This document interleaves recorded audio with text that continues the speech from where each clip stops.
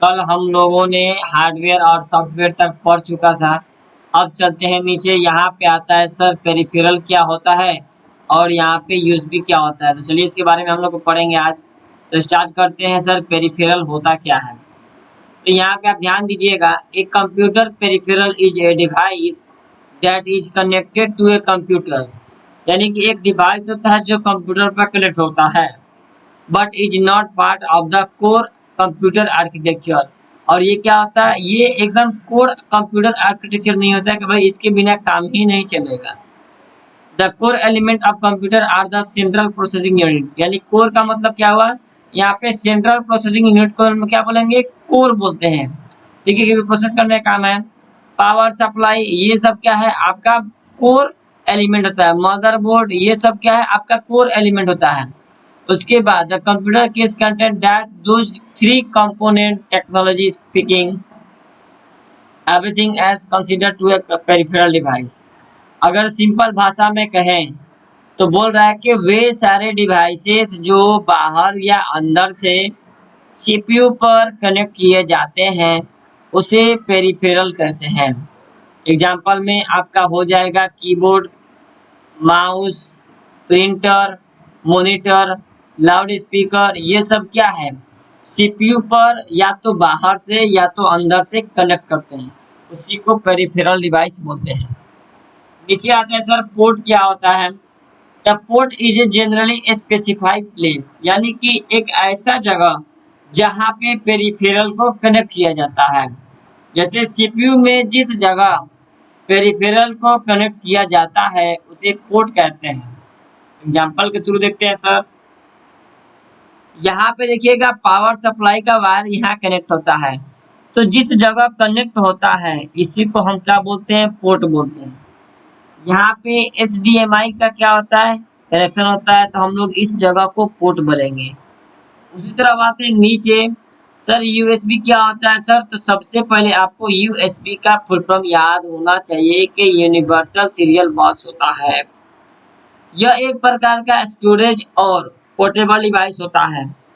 यह एक ऐसा पोर्ट जो डाटा ट्रांसफर करने के लिए काम आता है, जिससे हम बाहर से कोई भी एक्सटर्नल डिवाइसेस को कनेक्ट कर सकते हैं और जिसमें हम चाहे तो एक एक करके 127 डिवाइस को कनेक्ट कर सकते हैं। उसी को हम लोग यूएसबी बोलते हैं। अब आते हैं सर नीचे, सर जनरेशन क्या होता है कंप्यूटर का, पहले कंप्यूटर कैसा था, अब कंप्यूटर कैसा है, ये सब के बारे में हम लोग कुछ इंपॉर्टेंट पॉइंट को ही नोट करेंगे। तो सबसे पहला था development of electronic computers can be divided into 5 generation. कितने जनरेशन में डिवाइड हुआ, 5 जनरेशन में डिवाइड हुआ।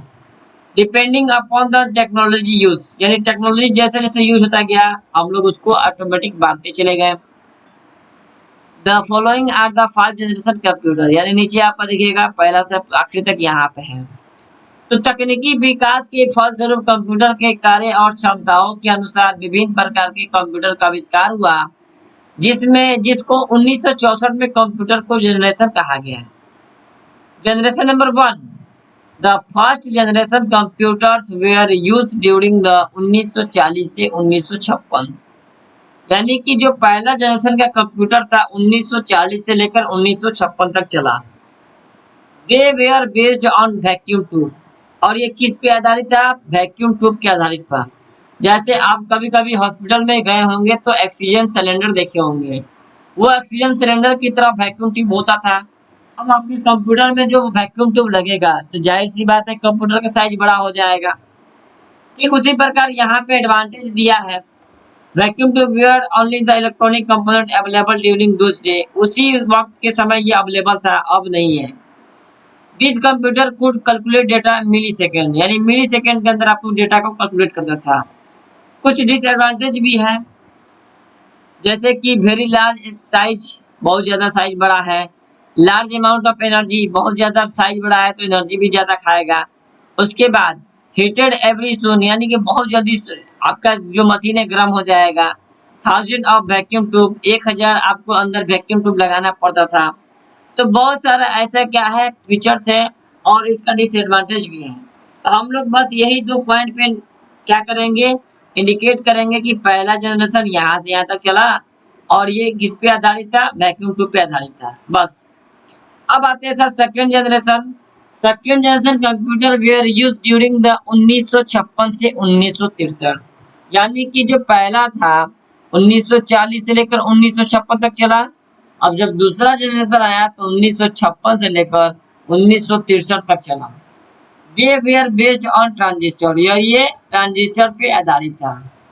The size of the computer was decreased by replacing vacuum tube with transistor. अब क्या किया गया, जब सेकेंड जनरेशन कंप्यूटर आया वो तो 1956 से लेकर 1963 तक चला, लेकिन ये ट्रांजिस्टर पे आधारित था। क्योंकि कंप्यूटर का साइज छोटा हो गया, डिक्रीज हो गया, क्योंकि हम लोग उसमें से वैक्यूम ट्यूब निकाल कर ट्रांजिस्टर लगा दिए थे। अब आते हैं सर इसका भी कुछ एडवांटेज डिसएडवांटेज होगा, आप देखते रहिएगा। अब क्या करना है सर, यहाँ पे हम आते हैं और यहाँ पे आने के बाद हमको क्या करना है, थर्ड जनरेशन कंप्यूटर देखना है। थर्ड जनरेशन कंप्यूटर में यही दिखा रहा है सर कि third generation computer were based during the 1964 से 1971 तक चला। ये किस पर बेस्ड था, इंटीग्रेटेड सर्किट पे बेस्ड था। और the first IC was invented in 1961, जो पहला आईसी इन्वेंट किया गया 1961 में। एक सिंगल आईसी चिप में कंटेन थाउजेंड ऑफ ट्रांजिस्टर, यानी कि एक आईसी 1000 ट्रांजिस्टर के बराबर था। अब बताइए कि जहाँ पे हमको 1000 ट्रांजिस्टर लगाना था, हम वहाँ पे एक आईसी लगा देंगे और साइज छोटा हो जाएगा। The computer became smaller in size, और कंप्यूटर क्या हुआ, साइज में बहुत छोटा होता गया। Faster, more reliable and less expensive, और स्पीड भी अच्छा खासा बढ़ने लगा और उसका एक्सपेंस भी कम होने लगा। तो थर्ड जनरेशन में 1964 से 1971 तक चला और ये इंटीग्रेटेड सर्किट पर आधारित था। और आपको ये याद रखना है कि सर एक आईसी आपका 1000 ट्रांजिस्टर के बराबर होता है। अब आते हैं सर चौथा जनरेशन में। जब fourth generation computer were used 1971 से 1985 तक चला और ये बेस था माइक्रो प्रोसेसर पे। अब क्या हुआ सर, अब माइक्रो प्रोसेसर 1000 ऑफ आईसी, यानी जहां पे आप 1000 आईसी लगाएंगे वहां पे एक माइक्रो प्रोसेसर लगा दीजिए ताकि सबका वही काम करेगा। Technology of integrated circuit improve rapidly, यानी कि आमतौर पे क्या होता है, रोज दिन पर दिन आपका क्या हुआ, सर्किट को इंटीग्रेट किया, नहीं इम्प्रूव करते गए। और हम क्या किए, टेक्नोलॉजी को इम्प्रूव करते करते हम लोग क्या किए सर, आईसी की जगह अब माइक्रो प्रोसेसर का यूज करने लगे। उसके बाद ये आते हैं सर, इसका भी कुछ एडवांटेज होगा, आप देखते रहिएगा।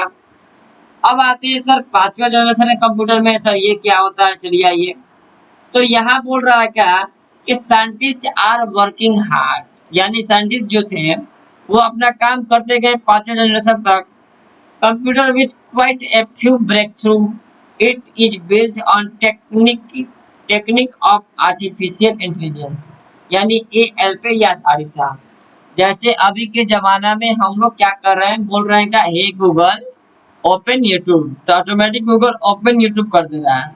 हे गूगल कॉलिंग, ये तो हम लोग क्या करते हैं, वहां पे आपके कंप्यूटर के अंदर अब आर्टिफिशियल इंटेलिजेंस आ गया है जो हमारी बातों को सुनकर काम करता है।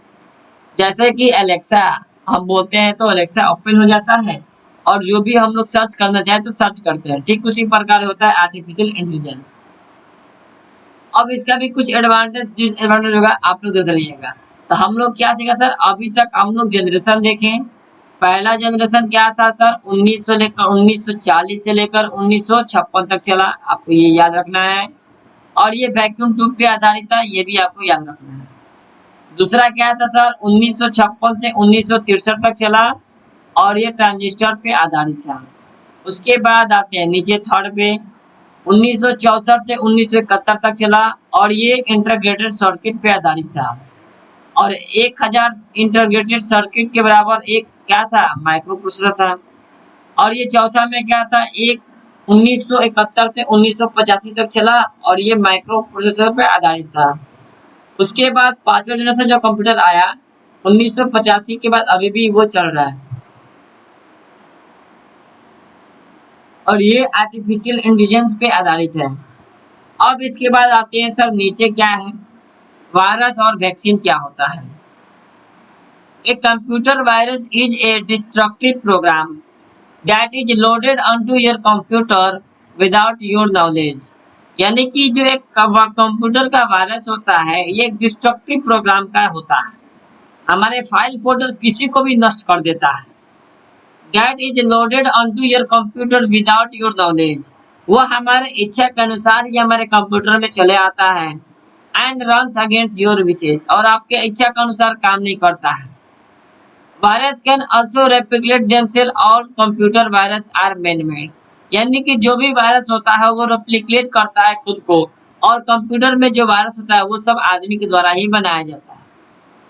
दे हार्म, हार्म का मतलब नुकसान पहुंचाता है hardware and software of your computer. यानी हमारे जो कंप्यूटर में हार्डवेयर और सॉफ्टवेयर होता है वो दोनों को नुकसान पहुंचाता है। अगर किसी ने हमारा वीडियो नहीं देखा है पीछे वाला, तो आप जाकर उसको डे 3 का देख सकते हैं। हमने वहाँ पे हार्डवेयर सॉफ्टवेयर बताया है क्या होता है, और डिफरेंस भी बताया है कि दोनों में क्या अंतर है। तो आप प्लीज अगर वीडियो पसंद आ रहा है तो लाइक करते चलिए, अगर वीडियो पीछे वाला नहीं देखे तो वहां से भी आप देख के कंटिन्यू कर सकते हैं। तो अब आते हैं सर वैक्सीन। वैक्सीन क्या होता है सर, एंटीवायरस या antivirus software, sometime known as anti malware. कभी कभी इसको हम लोग एंटी मालवेयर भी बोलते हैं। इस computer software is use to prevent, यानी प्रिवेंट का मतलब रोकना, डिटेक्ट का मतलब पता लगाना, एंड रिमूव का मतलब भगा देना। यानी कि जो हमारे कंप्यूटर में जो वायरस है उसको पता लगाना, उसको रोकना और उसको बाहर निकालना, ये किसका काम है, वैक्सीन का काम है। And antivirus software was originally developed to detect and remove computer virus, hence the name। यानी एंटीवायरस बनाया ही क्यों जाता है, इसीलिए बनाया जाता है कि आप उसको कंप्यूटर में जाकर पता लगाएंगे और रिमूव कर देंगे कंप्यूटर वायरस को उसके नाम के साथ। अब क्या सर, बाइनरी नंबर सिस्टम पे चलते हैं। तो बाइनरी नंबर सिस्टम क्या होता है, और ये प्रैक्टिकल भी है। तो हम क्या करेंगे, लिखेंगे उधर, लिखेंगे binary number system play a central role in how information of all kinds is store on computer. यानी कि बाइनरी नंबर सिस्टम क्या होता है, एक सेंटर में यानी बीचों बीच में रहता है कंप्यूटर के, जो हमारे इंफॉर्मेशन को स्टोर करता है कंप्यूटर के अंदर। Computer can understand only binary number system. Computer केवल बाइनरी नंबर सिस्टम को ही समझता है। इससे पहले हम आपको बताए होंगे कि सर ऑपरेटिंग सिस्टम क्या करता है, कि जैसे ऑपरेटिंग सिस्टम होता है कि वो हमारी बातों को कंप्यूटर तक पहुंचाना, कंप्यूटर की बातों को हमारी तक पहुंचाना। तो हमारी दोनों आदमी को जो बातों को ऑपरेट कर रहा है उसी को तो ऑपरेटिंग सिस्टम बोलते हैं। ठीक उसी प्रकार कंप्यूटर को क्या है, बस बाइनरी नंबर सिस्टम ही आता है। हम लोग कुछ भी स्टार्ट करते हैं, जैसे कैलकुलेटर स्टार्ट कर दिए सर, क्रोम स्टार्ट कर दिए, तो हम लोग लिखते हैं कीबोर्ड से अंग्रेजी में, लेकिन क्या कंप्यूटर समझ पाता है, नहीं समझता है, क्योंकि कंप्यूटर को क्या समझ में आता है, बस बाइनरी नंबर सिस्टम। तो जो हमारा ऑपरेटिंग सिस्टम होता है वो हमारी बात इंग्लिश में लिया, बाइनरी में चेंज किया और कंप्यूटर को दिया। कंप्यूटर बाइनरी में देखकर उसको ओपन किया, और कंप्यूटर के बाद जो ऑपरेटर है वो हमारा लेकर हमको दिखाता है स्क्रीन की मदद से आपको कि ये ओपन हो चुका है।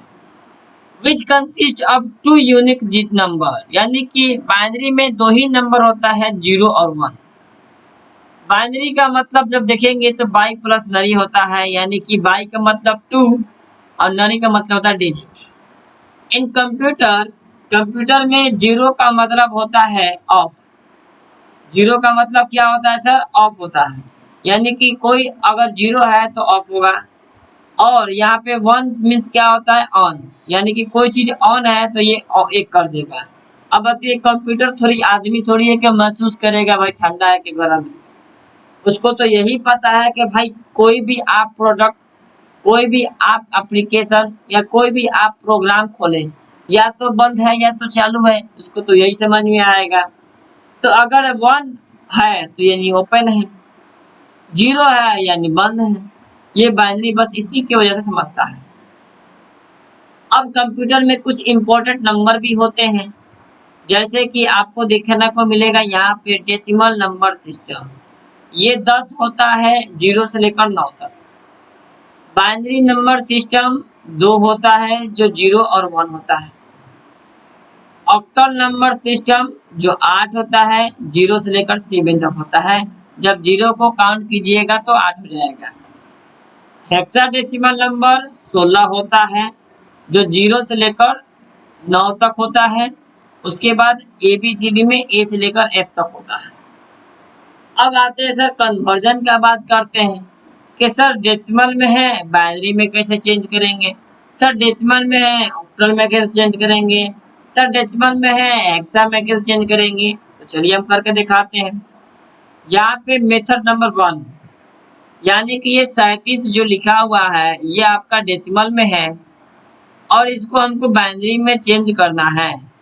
तो क्या करना पड़ेगा, आप इसको 2 से भाग देंगे। ध्यान दीजिएगा 2 से ही क्यों भाग देना है, क्योंकि बाइनरी में चेंज करना है, बाइनरी 2 होता है इसीलिए 2 से भाग देना है। जब 2 से भाग देंगे तो 18 दूना 36, हाथ में 1 बचा, इस 1 को यहाँ हम लिख दिए। फिर 2 से भाग देंगे 2 9 18, पूरा कट गया 18 ऊपर, यहाँ पे कुछ नहीं बचा तो 0। फिर देंगे 2 चौके 8 यानी ऊपर है 9, एक बेसी है तो बेसी को लिख देंगे बाहर। फिर 2 के बड़ा में 2 बार पढ़ेंगे 2 दूना 4, तो यहाँ पे कुछ नहीं बचा तो 0। फिर 2 के बड़ा में 1 पढ़ेंगे 2 एकम 2, ये मेरा क्या हो जाएगा पूरा, यानी 2 एकम 2 से क्या हो जाएगा 1, यानी पूरा कट गया तो 0। अब जब ये आया तो आपको आंसर लिखना है, तो कैसे लिखेंगे, तो आपका आंसर नीचे से ऊपर जाएगा। पहले 1 लिखिए, 0 0 0 0 0, फिर 0 1 0 1 यानी 1 0 1, ये आपका आ गया।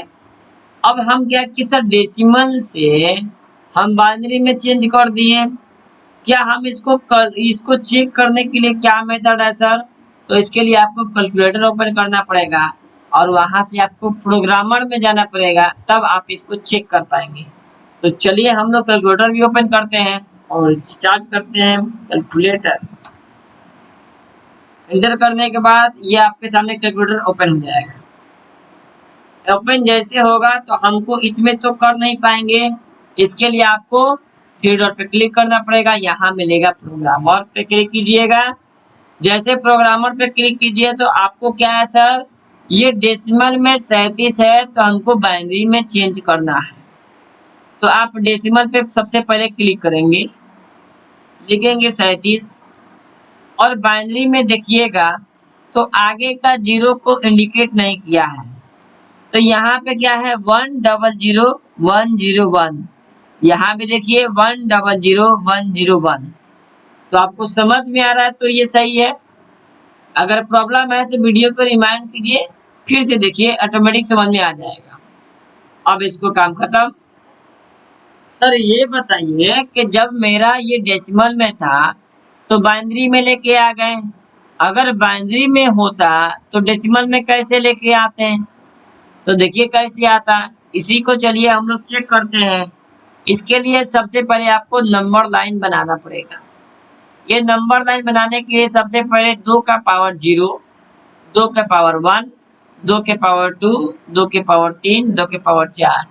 सर आप 2 का पावर ही क्यों लिख रहे हैं, क्योंकि बाइनरी 2 होता है ना, इसीलिए 2 का पावर 0, 2 के पावर 1। किसी भी अंक का पावर 0 यानी 1 होता है, किसी भी अंक जिसका पावर 1 यानी 2, 2 के पावर 2 का मतलब 4, 2 के पावर 3 का मतलब 8, यानी कि 2 के पावर 3 का मतलब हुआ कि 2 को आप 3 बार गुना करेंगे, 2 दूना 4, 4 दूना 8। ठीक उसी प्रकार क्या करना है, 2 के पावर 4 का मतलब होता है 16, यानी 2 को 4 बार गुना करेंगे, 2 दूना 4, 4 दूना 8, 8 दूना 16, तब आपका ये ऐसे आएगा। अब ये जब आपका ये नंबर लाइन तैयार हो जाएगा तो आपका जो ये आपका बाइनरी में था, तो जैसे है वैसे ही आपको यहाँ लिख देना है। अब ध्यान दीजिएगा यहाँ पे है 1 0 0 1 0 1, यहाँ पे 1, यहाँ पे 0 0 फिर 1 0 1, ऐसे लिख देने के बाद जिस नंबर के नीचे एक है, उसको आपको जोड़ना है। इसके नीचे एक है, आप इसको जोड़िए। एक के नीचे एक है, जोड़िए। यानी कि 32 को जोड़ेंगे, 4 को जोड़ेंगे, 1 को जोड़ेंगे तो 37 आ जाएगा। तो 32 4 36 1 37। सर इसको भी चेक कर सकते हैं कैलकुलेटर पर, एकदम कर सकते हैं। चलिए स्टार्ट करते हैं कैलकुलेटर। और स्टार्ट करने के बाद अब हम क्या करेंगे, अब हम बाइनरी पर टिक करेंगे, क्योंकि बाइनरी से उल्टा जाना है डेसिमल पे। लिखेंगे 100 101। अब देखिए मेरा डेसिमल में कितना नंबर आया, 37 आया कि नहीं आया। आप जिससे चाहे वैसे आप ला सकते हैं। तो आई होप आपको वीडियो समझ में आ रहा है, तो वीडियो को लाइक करते चलिएगा। चैनल पे नई है तो सब्सक्राइब भी कर दीजिएगा। और आपको जिस टॉपिक पे प्रॉब्लम है आप हमें कमेंट कर सकते हैं, हम आपके लिए वीडियो बना देंगे। और अपने दोस्तों के पास भी शेयर कीजिए। और जो भी आपको प्रॉब्लम है आप हमें कमेंट करिए, हम आपके लिए वीडियो जरूर बनाएंगे। Thank you for watching this video. और अगर लगता है सर कि ये पीडीएफ हमको चाहिए तो हम आपको पीडीएफ भी प्रोवाइड करेंगे। आपको हमारे यूट्यूब चैनल के अबाउट सेक्शन में जाना होगा। वहां आपको अली सर लाइब्रेरी के नाम से एक लिंक मिलेगा। उस लिंक पे क्लिक कीजिएगा तो सभी प्रकार का बुक हम दिए हैं, पीडीएफ रखे हैं। आप जिसका उपयोग करना चाहे उपयोग कर सकते हैं। और आपको उपयोग करना है तो आप बेसिक वाले सेक्शन में जाकर आप पीडीएफ को डाउनलोड कर लीजिएगा। Thank you for watching this video.